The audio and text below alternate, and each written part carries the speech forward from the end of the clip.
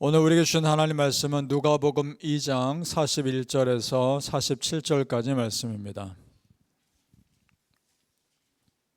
신약성경 누가복음 2장 41절에서 47절까지 말씀 함께 읽겠습니다. 누가복음 2장 41절에서 47절까지입니다. 찾으신 줄 알고 우리 함께 읽겠습니다. 시작. 그의 부모가 해마다 6월절이 되면 예루살렘으로 가더니 예수께서 12살 되었을 때에 그들이 이 절기의 관례를 따라 올라갔다가 그날들을 마치고 돌아갈 때에 아이 예수는 예루살렘에 머무셨더라. 그 부모는 이를 알지 못하고 동행 중에 있는 줄로 생각하고 하룻길을 간 후 친족과 아는 자 중에서 찾되 만나지 못하며 찾으면서 예루살렘에 돌아갔더니 사흘 후에 성전에서 만난즉 그가 선생들 중에 앉으사 그들에게 듣기도 하시며 묻기도 하시니 듣는 자가 다 그 지혜와 대답을 놀랍게 여기더라. 아멘. 오늘 새벽에 예배하신 하나님의 은혜가 우리 성도님들께 함께 하시기를 예수님 이름으로 축복합니다. 아멘. 자, 오늘 말씀은 예수님이 어렸을 적에 일어난 한 가지 사건을 기록합니다. 6월절 큰 명절에 유대인들이 예루살렘에 많이 모입니다. 예수님의 가족도 유대인이니까 명절을 지키기 위해 예루살렘에 갔습니다. 자, 그때 예수님 나이가 12살이라고 나옵니다. 문제는 절기를 다 잘 마치고 집에 돌아갈 때 생깁니다. 자, 오늘 성경에 보니까 하룻길 이미 돌아갔는데 가는 길에 보니까 요셉과 마리아가 자기의 아들 예수가 없다는 것을 그제서야 알게 됩니다.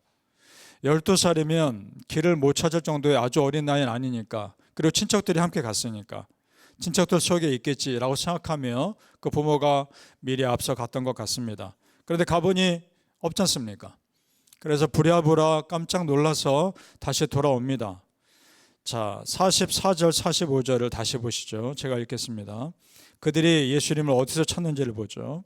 44절 45절. 동행 중에 있는 줄로 생각하고 하룻길을 간 후 친족과 아는 자 중에서 찾되 만나지 못하며 찾으면서 예루살렘에 돌아갔더니. 자, 부모가 먼저 친척들 중에 자기 아들이 있지 않을까 찾는 것은 당연한 거죠. 지극히 자연스러운 모습입니다. 그런데 그들 중에 없었습니다. 자, 성도님들, 이것이 영적으로 우리에게 의미하는 바가 있다는 겁니다. 예수님을 찾는 장소가 잘못된 겁니다. 자, 보통 아이들 같으면 사람들 속에서 찾는 것이 맞죠. 그러나 예수님은 누굽니까? 하나님이 직접 보내신 하나님의 아들이고, 그리고 무엇을 위해 오셨습니까? 무너진 하나님과 사람과의 관계를 회복하기 위해서, 그 사람들 속에 무너진 예배를 회복하기 위해서 오셨습니다. 그러면 예수님 어디 가야 만날 수 있습니까? 성전에 가야 만날 수 있는 겁니다. 자, 여러분, 우리 크리스찬이 성전에 나와 예배하는 가운데, 기도하는 가운데 예수님 깊게 만나는 겁니다. 믿습니까? 우리가 사람들 속에서 어떤 답을 찾을 것이 아니라 하나님 앞에 나와서 답을 찾으시기를 예수님의 이름으로 축복합니다. 아멘. 자, 요셉과 마리아가 한참을 찾다가 결국 성전에서 예수님 찾죠. 46절 47절입니다. 같이 읽어볼까요? 46절 47절 시작. 사흘 후에 성전에서 만난즉 그가 선생들 중에 앉으사 그들에게 듣기도 하시며 묻기도 하시니 듣는 자가 다 그 지혜와 대답을 놀랍게 여기더라. 아멘. 사흘 동안 어떻게 사셨을까? 이것도 참 궁금한데 성경에 나와 있지 않으니까 알 수는 없습니다. 자, 성전에 갔더니 유대교 랍비들, 선생들과 만나서 대화하고 있다는 겁니다. 유대교 랍비들은 성경 전문가들입니다. 12살 소년이 그 성경 전문가들과 함께 대화도 하고 물어도 보고 대답도 하더라는 거죠. 깜짝 놀랍니다, 모두가. 자, 여기서 여러분, 사람들은 놀라겠지만 예수님 입장에서는 당연한 거 아닙니까? 하나님의 아들이신 예수님, 성령 하나님으로 충만하신 예수님이 다른 아이들과 다를 것은 분명하죠. 자, 성경에서는 예수님의 어린 시절이 자세히 기록해 나와 있지 않으니까 잘 모르지만, 그래서 예수님이 어떤 어린 시절을 살았을지 우리는 정확히 모르지만 오늘 사건이 우리에게 힌트를 줍니다. 예수님은 다른 아이들과 비슷하게도 잘하셨겠지만 분명 특별한 것이 있으셨다는 겁니다.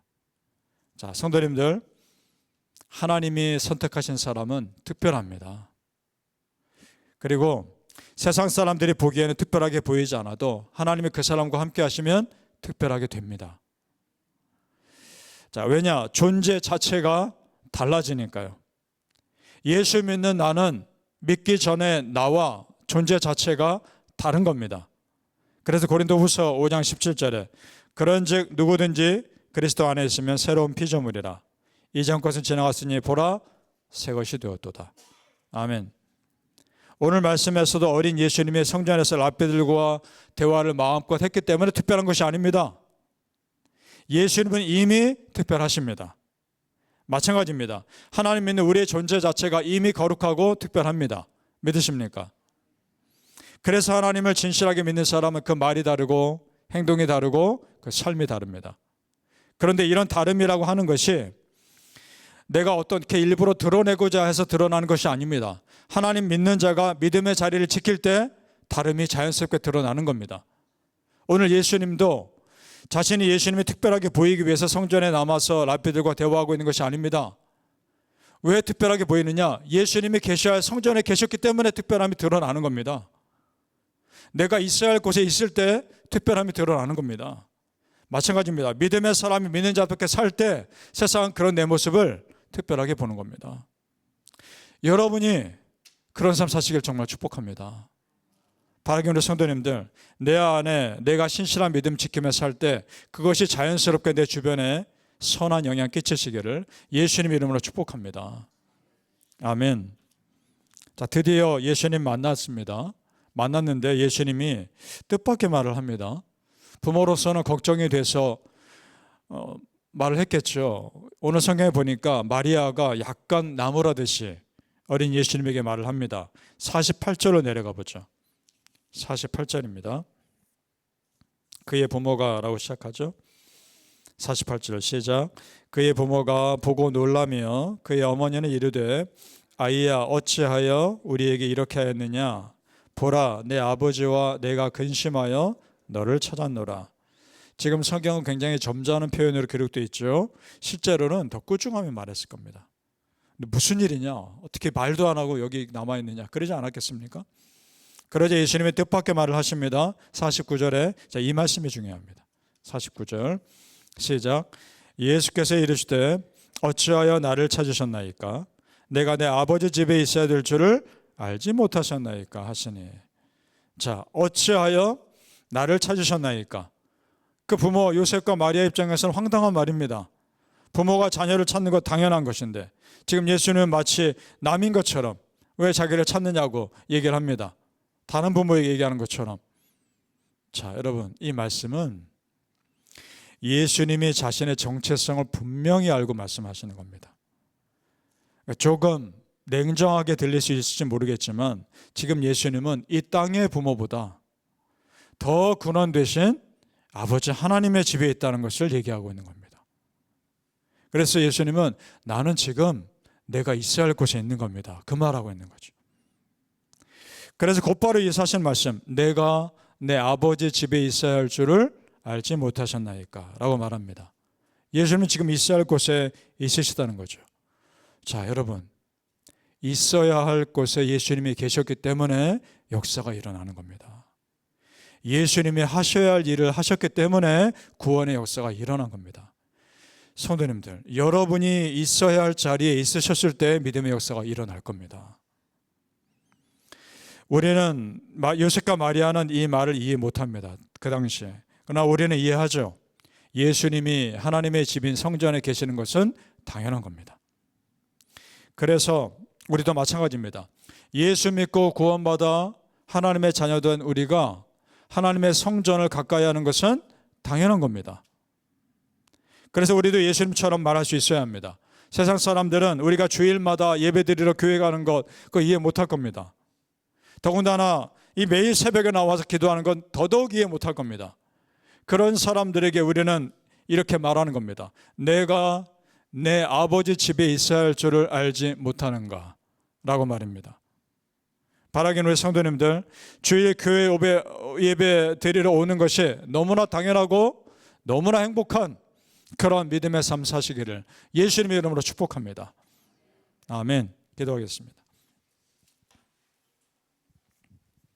아버지 하나님, 내가 있어야 할 예배의 자리, 내가 있어야 할 기도의 자리를 지키게 하옵소서. 내가 있어야 할 믿음의 자리에 있을 때 역사가 일어날 줄 믿습니다. 내가 해야 할 믿음의 일을 할 때 은혜가 흐를 줄로 믿습니다. 예수님이 하셔야 할 십자가를 지셨기 때문에, 예수님이 다시 세우셔야 할 성전을 자기 몸으로 세우셨기 때문에 지금 우리에게 구원의 역사가 흐른 줄로 믿습니다. 그렇다면 이제 내가 그런 믿음의 삶을 살게 하여 주옵소서. 아버지 하나님, 내가 지금 있어야 할 이곳이 내가 있어야 할 곳입니까? 내가 해야 할 이 기도가 지금 내가 있어야 할 기도의 자리에 있는 겁니까? 아버지 하나님, 늘 하나님께 물으며 내가 믿는 자로 지켜야 할 그 믿음의 자리를 평생토록 지키게 하여 주시옵소서. 우리 가정이 그런 믿음의 가정 되게 하여 주시옵소서. 그래서 우리 성도님들 책임져 주시고 우리 가정 책임져 주시옵소서. 믿는 자가 있어야 할 곳에 있을 때, 믿는 자가 해야 할 것을 할 때 하나님 하늘문 여시고 놀랍도록 하나님의 역사를 일으켜 주시옵소서. 감사하며 예수님 이름으로 기도합나이다. 아멘.